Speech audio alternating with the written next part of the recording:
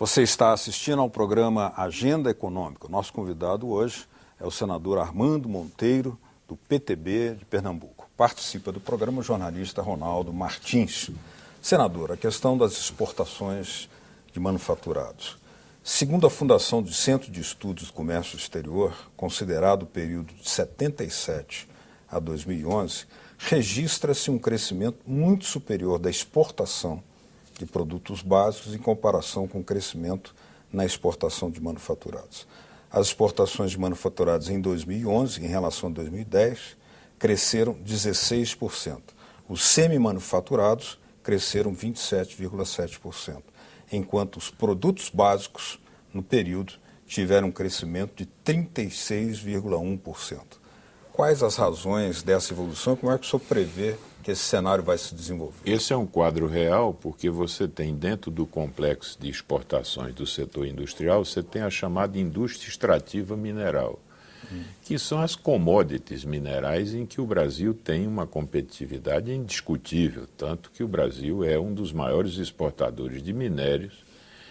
Veja, por exemplo, o que representam hoje as exportações da Companhia Vale do Rio Doce. Então aí nós temos um mercado aberto no mundo e o Brasil tem uma posição privilegiada. Onde é que temos problema? Na manufatura, ou seja, naqueles produtos que são transformados aqui, em que o Brasil não tem a competitividade que tem na área de commodities minerais. Então aí sim o Brasil se defronta com um acirramento da competição em escala global. Os países todos disputam os mercados hoje de produtos manufaturados. E como nós temos hoje uma taxa de câmbio que nos desfavorece, custos financeiros altos, custos logísticos, custos tributários, aí é que a questão da competitividade pega. E por isso é que nós não temos conseguido ampliar as exportações de manufaturados de maneira significativa. Mas há um dado alarmante que ilustra como o Brasil vem perdendo espaço na área das manufaturas no comércio exterior. É a balança comercial de manufaturados, ou seja, o déficit é crescente.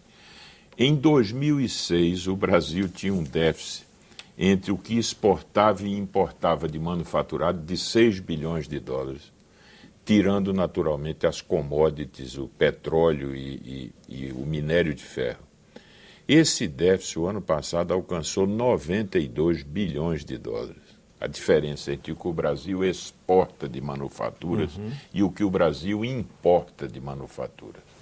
Então veja que é um dado impressionante pelo crescimento exponencial das importações nessa área. Portanto, há um problema sério a ser enfrentado, que é o de atuar para melhorar a competitividade da manufatura brasileira. Não só para permitir que esses setores exportem, mas, sobretudo, para fazer com que a produção nacional seja competitiva com o produto importado, porque, do contrário, o produto importado vai deslocar mais e mais a produção doméstica.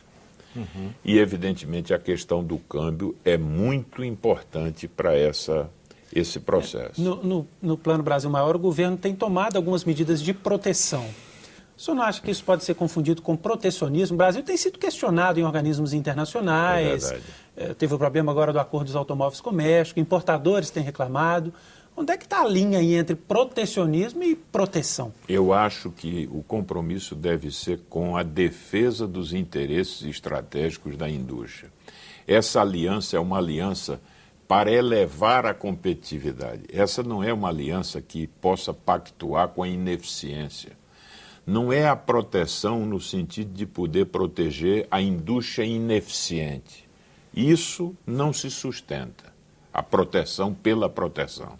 Agora, criar condições para que essa indústria possa fazer uma transição num período crítico do comércio internacional, que está sendo marcado por esse acirramento da competição, com a emergência da China, porque há um dado novo no comércio internacional de manufaturados, que é a emergência da China.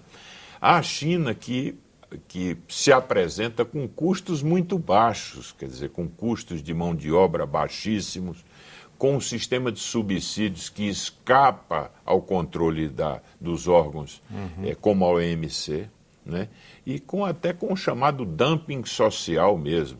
Portanto, o que fazer diante desse cenário? E que tem uma política cambial atrelada ao dólar, não é verdade, que favorece as exportações chinesas. Então, diante disso, o Brasil vai ficar inerte, o Brasil tem que atuar. E me parece que o governo tem atuado na direção correta, promover desonerações, que, a meu ver, não ferem as normas da OMC, medidas de defesa comercial, também que devem ser adotadas. Veja que há pouco aprovamos aqui no Senado um projeto do deputado Mendes Tame, que estabelece normas para que o produto importado fique sujeito àquelas normas de conformidade física e técnica que são exigidas do produto nacional. Então, são medidas de defesa comercial, a meu ver, que se impõem. Então, eu acho que a sua pergunta coloca muito bem, ou seja, tem que haver uma diferença entre o compromisso de defender um setor que é estratégico, mas sempre na linha de atuar para elevar a competitividade. E não o protecionismo pelo protecionismo, que ao final significaria pactuar com a ineficiência. Agora, o que é curioso, senador, é que o setor importador, normalmente muito discreto, né, ele tem se movimentado aí no sentido de combater as medidas que eles consideram protecionistas. Né? Isso aí o senhor qualifica de que maneira? Veja, eu vi com preocupação um debate enviesado na discussão da guerra dos portos, que era como se nós estivéssemos agora contra a importação. Nós não somos, por definição, contra a importação, até porque comércio internacional é uma via de mão dupla. Se você quiser exportar mais, tem que importar mais. E a importação pode ser utilizada muito bem, inclusive para fortalecer a competitividade do produto nacional. Você pode importar insumos mais baratos, você pode importar componentes de última geração, que podem ser, você pode importar bens de capital, máquinas e equipamentos para melhorarem a produção nacional.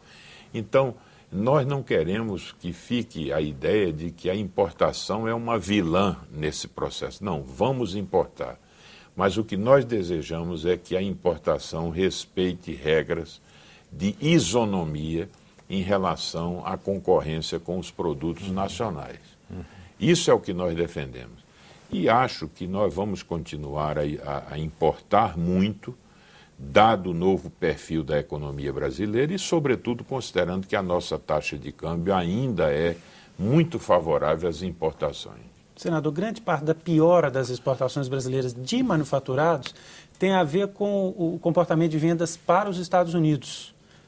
Alguns dados aqui. Elas tiveram uma queda dessas vendas de 28,1% em termos absolutos entre 2005 e 2011, contrastando com taxas de crescimento para os demais blocos. O gráfico mostra que a perda de participação dos Estados Unidos já ocorria na primeira metade da década passada, mas se acelerou no período mais recente, reduzindo-se à metade, de 24,6% para 12,5%.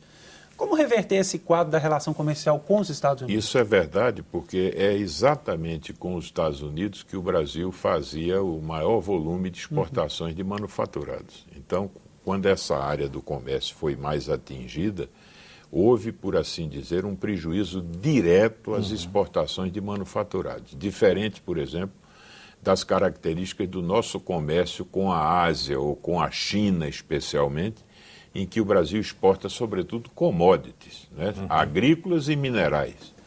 Então, é muito importante restabelecer esse canal e fortalecer esse canal com os Estados Unidos, mas o que nós temos que levar em conta é o seguinte: a indústria americana está adotando medidas de crescente proteção. Ou seja, o discurso do presidente Obama, quando houve o início do ano legislativo, o discurso que marcou o início do ano legislativo nos Estados Unidos, é um candente discurso de defesa da indústria americana. Ou seja, lembrando a importância de defender os empregos da indústria americana. Então veja que o mundo inteiro está, por assim dizer, protegendo os seus mercados E eu volto a dizer, isso tudo em decorrência do fator China que desequilibrou essas relações. Ou seja, a China passou também a exportar de maneira massiva para os Estados Unidos, produzindo bens de baixo valor, bens industriais de baixo valor e deslocando também a produção nos Estados Unidos. Tanto que agora nos Estados Unidos a própria geografia da indústria está mudando. Há um surto de reindustrialização em alguns estados do sul dos Estados Unidos que têm custos laborais mais baixos e que, portanto, estariam em condições de poder enfrentar essa concorrência com a China. Alguns analistas avaliam que está havendo uma reaproximação do governo brasileiro com o governo norte-americano em relação ao comércio. Recentemente a presidente visitou, o presidente Obama, a Hillary veio aqui. O senhor também compartilha dessa avaliação e acha que isso pode ser benéfico para a indústria? Eu acho que a relação bilateral com os Estados Unidos ela é extremamente importante para o Brasil. Acho que ela tem que ter sempre um caráter estratégico, pelo que representa o mercado americano, pelas possibilidades de complementariedade que nós temos na nossa relação bilateral. Portanto, todo o esforço que o governo brasileiro possa promover para melhorar as relações, intensificá-las e ampliá-las, eu acho que isso é de grande interesse para o país e particularmente para a indústria. Senador, o debate em torno do PIB e desindustrialização muitas vezes se centraliza apenas em quanto será a taxa do PIB. Será 4, será 5, será menos? Muitas vezes não revela quem está ganhando e quem está perdendo com esse desempenho do PIB. Por exemplo, nós não temos uma ideia muito clara hoje se está havendo uma desnacionalização da indústria brasileira em relação ao que está sendo registrado no PIB. Isso tem acontecido também? Eu acho, veja que quando a indústria brasileira perde posição e o aumento do coeficiente de importação de manufaturados ilustra isso, você tem uma repercussão negativa no PIB, ou seja, a maior importação nessa área afeta diretamente o PIB de forma negativa. Portanto, restabelecer essas condições de modo a atenuar esse déficit da conta de manufaturados é importante até para garantir um crescimento maior do produto nacional. A questão da desindustrialização também nos remete a uma análise mais complexa. Veja que há dois fatores que explicam um pouco a perda de posição relativa da indústria na formação do produto econômico mundial e que reflete-se no Brasil. A primeira é o fenômeno da terceirização, ou seja, ao terceirizar uma série de atividades, não entra no valor adicionado da indústria, já uma série de coisas que saem da indústria e passam a ser contabilizadas na área de serviços. Então, há, por assim dizer, uma perda do PIB industrial e um ganho do PIB de serviços. Por outro lado, os preços dos bens industriais, em decorrência do fator China e da incorporação crescente de tecnologia, os bens industriais vêm diminuindo de valor ao longo do tempo, o que é ótimo para o consumidor, mas isso significa dizer que o valor da indústria, adicionado da indústria, tende a diminuir em termos relativos. E um outro fator interessante que explica esse fenômeno é o próprio aumento da renda média do país, porque na medida em que a renda média aumenta e que esse cidadão passa a gastar mais na área de serviços também, a demandar mais serviços, essa participação da indústria tende a diminuir. Então, é um fenômeno complexo. Evidentemente, há um debate até acadêmico sobre isso, mas o fato é o seguinte: o Brasil está perdendo oportunidades na indústria. O Brasil pode sim ter uma indústria maior, pode aspirar a uma posição de maior protagonismo no mercado internacional com produtos industriais. Então, eu acho que isso é o que nós temos que cuidar e, por isso mesmo, eu defendo a necessidade de que o país tenha uma política industrial. Com aproximação, pode ir, pois não? Roberto. Eu ia falar agora da questão da sustentabilidade, né, que a gente disse que ia discutir nesse bloco. Está aproximando a Rio+20, o IPEA tem um estudo que mostra que a nossa indústria gasta cada vez mais energia para produzir a mesma quantidade de reais. Qual que é a agenda da indústria, do setor industrial, para essa área da sustentabilidade? E essa é uma agenda importante? Eu acho muito importante, acho que a indústria tem que se preparar para esse desafio. O Brasil tem efetivamente ainda um consumo de energia por unidade de produção, um consumo alto. Eu acho que temos que buscar, evidentemente, a eficientização dos processos produtivos como uma primeira contribuição à chamada economia de baixo carbono. Essa é a primeira contribuição, é uma contribuição que está ao nosso alcance. É preciso ter cuidado também com algumas medidas da própria política energética do país que, de certo modo, contribuem para sujar a nossa matriz industrial. Veja, por exemplo, essa rede de segurança das termoelétricas, que é algo que nós reconhecemos como necessário, mas, na realidade, isso contribui em alguns momentos para sujar a nossa matriz e que, evidentemente, é algo que preocupa. Mas temos também que adotar medidas, vamos dizer, relacionadas aí com o desenvolvimento, com a inovação, para buscar processos, vamos dizer, mais saudáveis e que produzam um menor impacto no meio ambiente. E acho que a indústria brasileira começa a ganhar uma consciência de que isso é necessário. No entanto, eu reconheço que com as características do Brasil, do nosso país, que ainda não tem, por assim dizer, um processo mais maduro de desenvolvimento econômico, o Brasil ainda é um país que aumenta o produto pela ampliação das fronteiras agrícolas, né? Curiosamente. Um país que está encontrando até na coisa do pré-sal, que é uma energia, por assim dizer, velha, uma nova fronteira de crescimento com impactos importantes no meio ambiente. Então, dadas as características do nosso país, nós ainda temos aí algumas dificuldades no encaminhamento dessa nova agenda.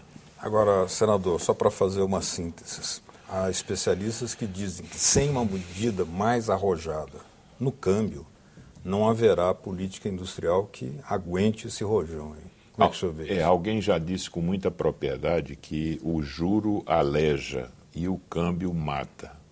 E é verdade. É possível suportar a taxa de juros eventualmente fora vamos dizer, dos juros, dos patamares, vamos dizer, que hoje existem no mundo. Agora, um câmbio desequilibrado de forma persistente é algo que mata realmente a indústria, porque você altera a estrutura de preços relativos. E se você não pode obter ganhos de produtividade a curto prazo que compensem esse efeito, você vai matando a atividade econômica. Então, o câmbio é algo muito importante.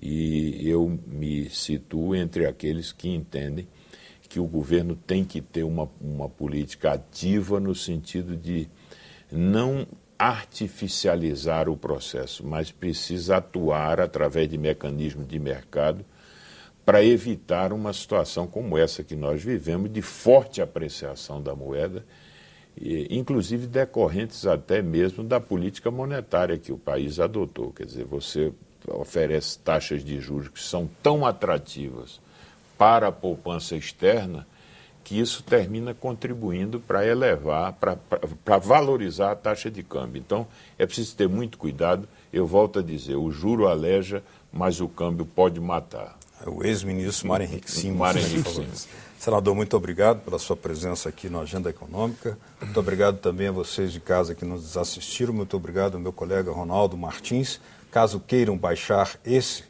ou outros programas da TV Senado, olha aí na tela uma forma de fazê-lo. www.senado.gov.br/TV. Até o próximo Agenda Econômica.